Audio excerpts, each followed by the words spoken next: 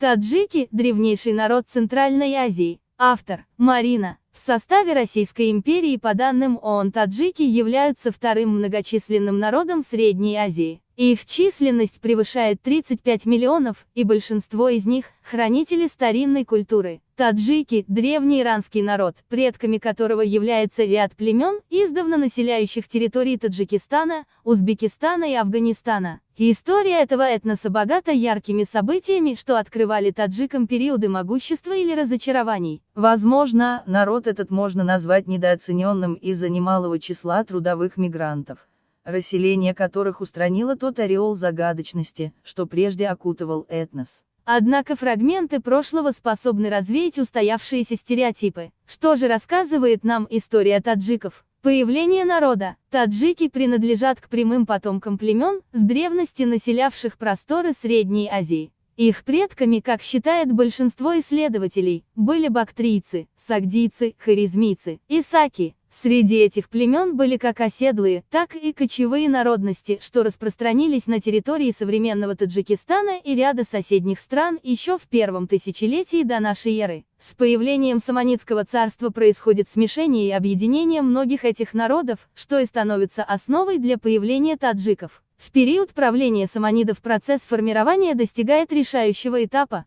а потому с IX-X веков можно говорить о таджиках как о сложившемся этносе. В британской энциклопедии указываются следующие данные, подтвержденные исследованиями большинства ученых. Таджики являются прямыми потомками иранских народов, чье постоянное присутствие в Центральной Азии и Северном Афганистане засвидетельствовано с середины первого тысячелетия до нашей эры. Предки таджиков составляли ядро древнего населения Хорезма и Бактрии, которые входили в состав Трансаксания, Согдианы. И если в вопросе происхождения народа историков можно назвать едиными во мнении, то название таджиков порождает самые разные версии. Основное предположение склоняется к тому, что слово «таджик» имеет древнеперсидские корни, переводится как «араб». Тюрки-караханиды использовали сходное по звучанию слово для определения местного иранского населения в Центральной Азии. Что интересно, в другой части иранских земель тоджик было обозначением всех мусульман. Привычное нам определение таджик вошло в обиход не так давно, лишь в прошлом веке.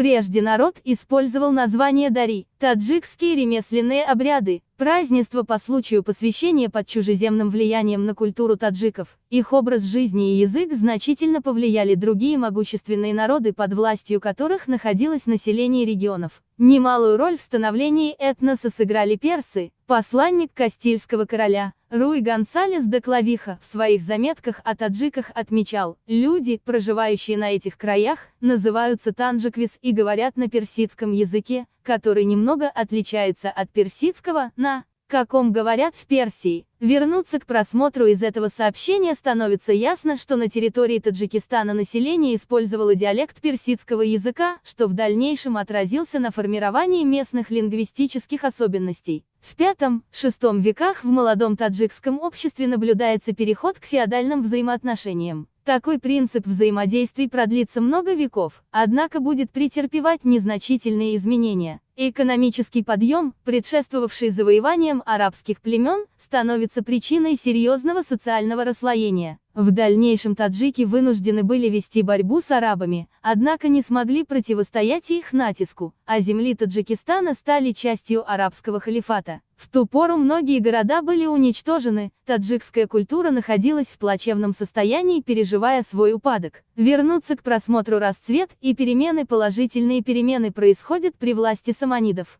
В этот период ведущую роль начинают играть два города – Самарканд и Бухара, ставшие величайшими экономическими, культурными и научными центрами. Западноиранский таджикский диалект вытесняет прочее, занимая господствующее положение. Это позволяет сформировать литературный язык, развивая культуру, разнообразные науки, создавая произведения письменности. В последующие века таджиков ожидало немало испытаний. Их земли становились частью разных государств, становившихся завоевателями и властителями на новых территориях. И из-за постоянной череды войн в этнос таджиков проникают тюркские и монгольские особенности, из-за чего начинается постепенный процесс тюркизации, что почти не коснулся горных племен. Таджикские ремесленные обряды, обед, Ритуал кормления хлебом во время посвящения в составе Российской империи. Важнейшие события истории Таджикистана происходят во второй половине XIX века, когда территории таджиков примыкают к России. Находясь в противостоянии с Англией, Российская империя нуждалась в новых землях и рынках сбыта, благодаря чему происходит покорение Средней Азии. Увы, для населения Таджикистана эти времена оказались крайне сложными. Большинство людей находилось как под властью своих правителей, так и под русскими, что усугубляло ситуацию. Недовольство людей выливалось в постоянные бунты и восстания. Несмотря на это, нельзя оценить и положительные стороны присоединения земель к России. Таджики получили возможность улучшить торговлю в своем регионе, разрешили междоусобицы, прежде создававшие нестабильную обстановку.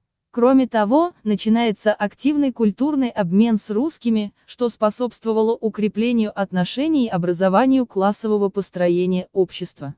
С.М. Прокудин-Горский Самарканд, 1911 год. В прежние времена Таджикская ССР считалась не слишком развитым регионом, но сегодня благодаря усилиям самих таджиков республика следует собственным принципам, уделяя немалое внимание реализации экономическому потенциалу. Конечно, сегодня в Таджикистане немало проблемных аспектов, к примеру, незначительная урбанизация или постоянная миграция людей, но хочется верить, что эти сложности народ сумеет преодолеть, ведь, как показывает история, таджики – стойкие и сильные люди.